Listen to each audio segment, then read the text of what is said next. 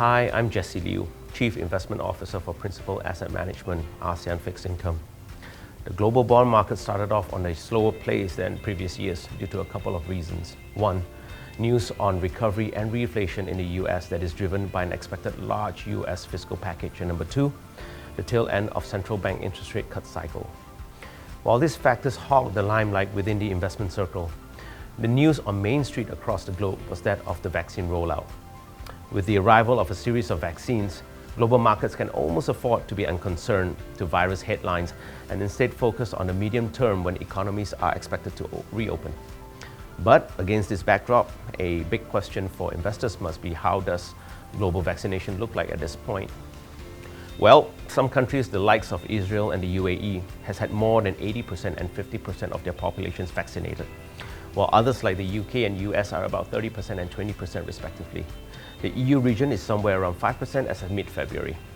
Needless to say, not every region would experience similar trends, as there will be challenges in undertaking such a global vaccination program, which probably is driven by limitations such as vaccine manufacturing and distribution. In this regard, global economic recovery may come below expectations in Q1, given that there are still lockdowns being carried out across the globe. Barring any major unforeseen circumstances, recovery should, however, improve in Q2 onwards, with a growing number of vaccinations to provide for more meaningful pickup in economic activities, offsetting the weakness in Q1.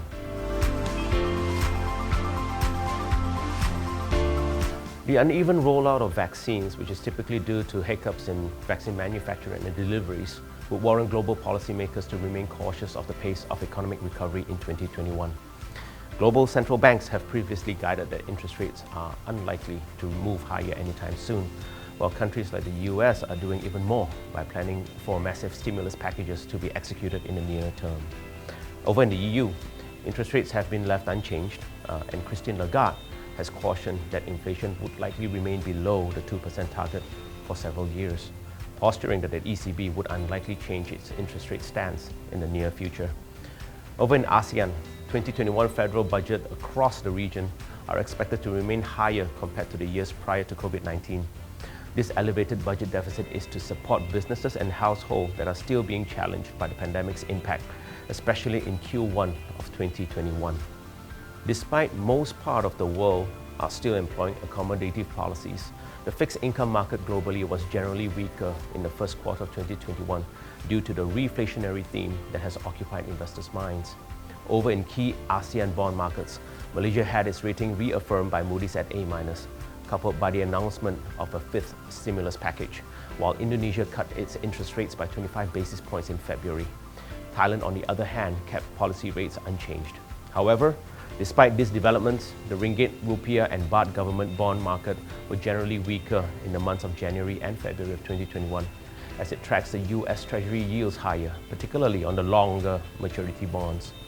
Overall, the shorter dated corporate bond segment provided the returns given the losses in the government bond segment. This is evident in most EM bond markets, including EM bonds denominated in US dollars.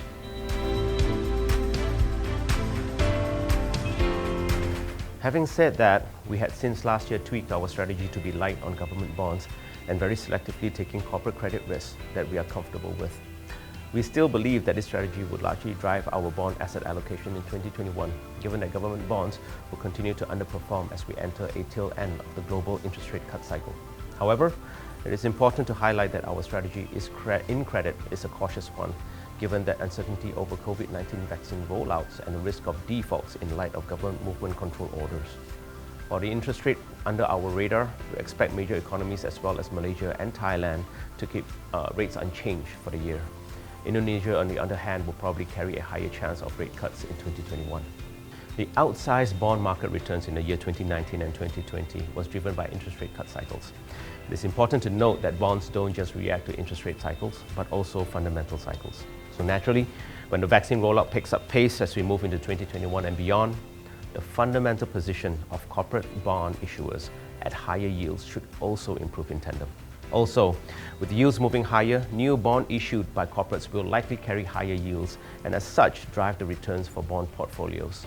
In this respect, we continue to advocate a bond allocation in your portfolio as its low volatility is a crucial component of your portfolio's asset allocation mix, even in a rising interest rate environment. Thank you.